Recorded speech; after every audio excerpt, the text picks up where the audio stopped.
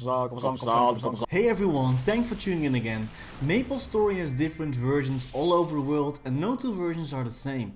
So in this video we're going to take a look at 10 differences between MapleStory Global and MapleStory Korea. First up is Galax. Korean MapleStory players have never seen or fought this massive boss. Galax is so big that his body parts are complete maps and he drops amazing accessories. However, Korean Maples have their own big boss to fight against, something that players over in GMS never fought. Hackathon. This boss can be fought by up to 100 people at the same time and is also the biggest boss in MapleStory. This boss used to be released in MapleStory Europe but was removed and didn't return before the merge of KMS and GMS. Hackathon's rewards are not that interesting though compared to Galax. Players can collect coins to purchase special rewards in a shop, but those rewards are not that interesting. Stats are important, right? Both KMS and GMS have different ways of getting stronger. In GMS there is a nebulite system, where nebulites can be found and fused to create stronger nebulites. After making a socket in your item, a nebulite can be applied to increase your stats depending on the nebulite.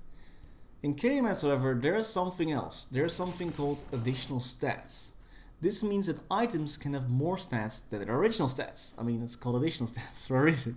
These stats are random though, and can be pretty good, such as additional % damage or boss attack. The higher level the item, the higher level the chance that more lines and better stats are applied. With this system, up to 4 extra lines of stats can be applied.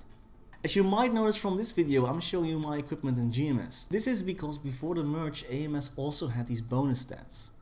Another item is used to reset those individual bonus stats though, or gain new stats if your item doesn't have them yet. These items are flames. Actually, in GMS they were released by accident in the latest update and you are not supposed to have them, but flames can be crafted and found from boss drops in KMS, and MapleStory Europe used to have them as well.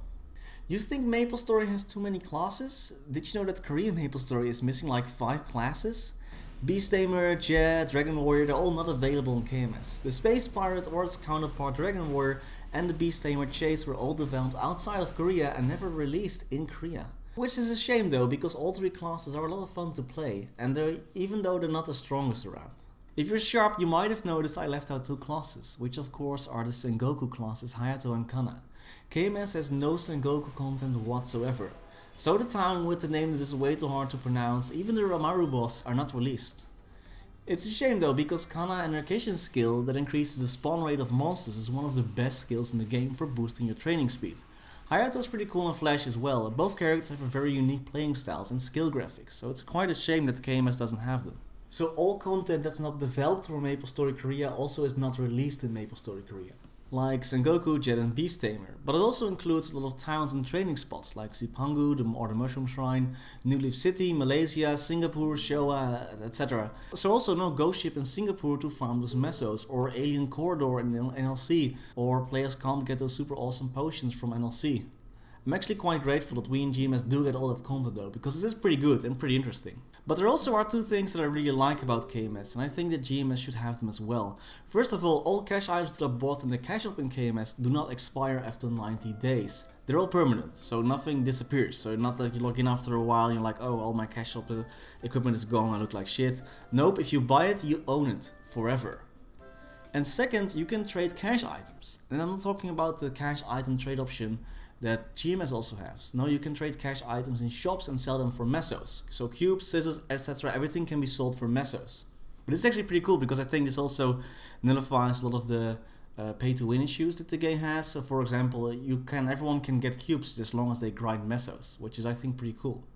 And there were 10 differences between GMS and KMS. I hope you enjoyed this video. Thank you very much for watching and see you tomorrow.